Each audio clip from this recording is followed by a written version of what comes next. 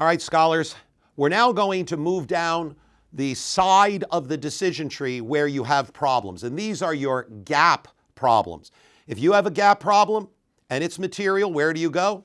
You go to the except for opinion. How about if it's very material? Then you go down to the adverse opinion. So we're going to take a look at both the qualified opinion of an issuer and then ultimately the adverse opinion of an issuer. Now, qualified is also known as except for, so we're going to be dealing with gap issues. Note, you start with your opinion paragraph, you add any additional paragraph talking about the problem, you give your basis for your opinion paragraph, and then you have your critical audit matters if they also apply. Now, the basis for the except for could also be a critical audit matters, or it may not be. That's something that professional judgment will make a decision on. So let's take a look at how the qualified, known as the except for opinion of an issuer, looks like. Note the title, the report of the independent registered public accounting firm. We address it to the shareholders or board of directors, never management. And notice how it's modified. We have audited the accompanying balance sheet, blah, blah, blah, blah, right? But go down to the second sentence. In our opinion, here is the important area, and it's in bold, except for. That's why the qualified is known as the except for opinion. Except for, and in this case, the example is the effects of not capitalizing certain lease obligations as discussed in the following paragraph, but except for that, the financials referred to above present fairly. So it's important to understand we're still saying they're fair except for that one item. Now we have a new paragraph. The company has excluded from property and debt, in other words, they didn't debit the asset and credit the liability, in the accompanying balance sheet, certain lease obligations that, in our opinion, should be capitalized in order to conform with generally accepted accounting principles in the United States. If these lease obligations had been capitalized, property would have increased by X and X, long-term debt by X and X. By the way, 2X's because it's each of the 2 years. And then, of course, it would have had an impact on retained earnings as of a certain period in time. So you're highlighting what the impact would be.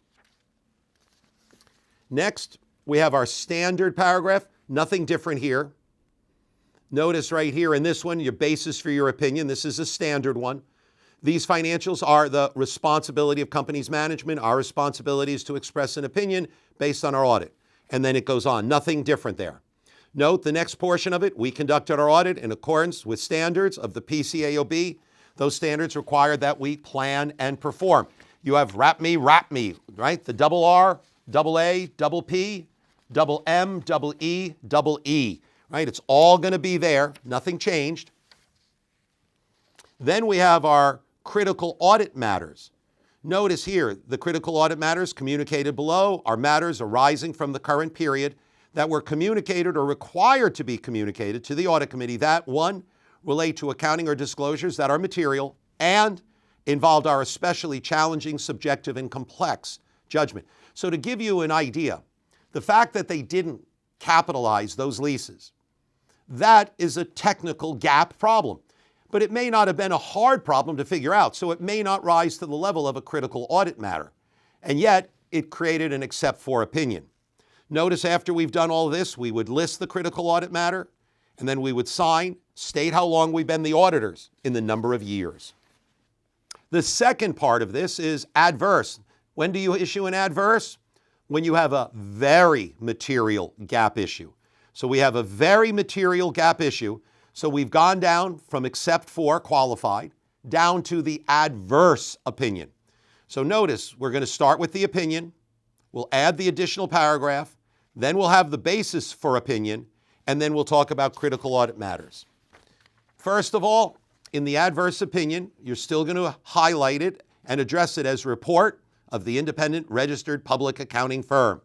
Once again, we're addressing it to the shareholders or board of directors.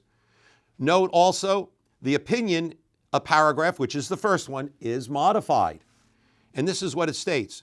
We have audited the accompanying balance sheet of X company at December 31st, X2 and X1, and the related statements of income, comprehensive income, stockholders' equity, and cash flows for the period that ended, and the related notes and schedules, collectively referred to as the financial statements.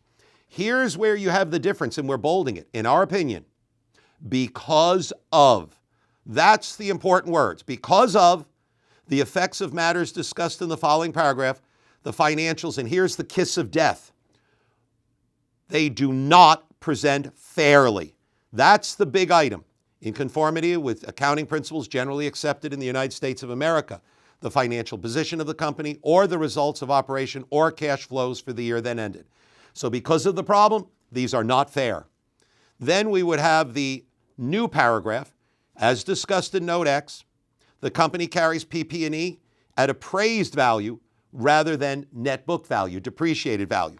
So we're going to tell them this is what's wrong, and this is significant enough. It's such a material violation of GAAP that we're going down to the adverse opinion.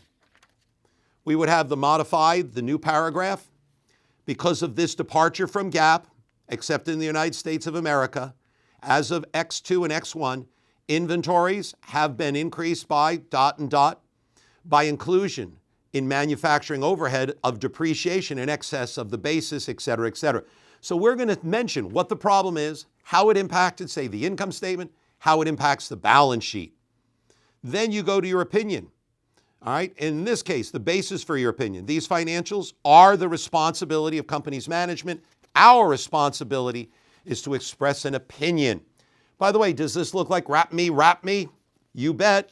And on the next part, we conducted our audit in accordance with standards of the PCAOB. Those standards require that we plan and perform. So there's part of the wrap me. You have the double R, double A, double P, then the double M, the double E, and then again another double E. Very, very simple to remember that. Then you have your critical audit matters.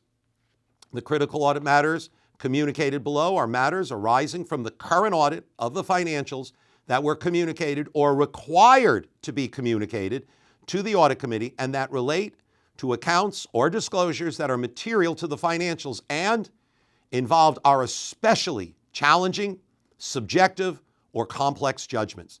The communication of critical audit matters does not alter in any way our opinion on the financials taken as a whole, and we do not, by communicating the critical audit matters below, provide separate opinion on the critical audit matters or on the accounts or disclosures they're related.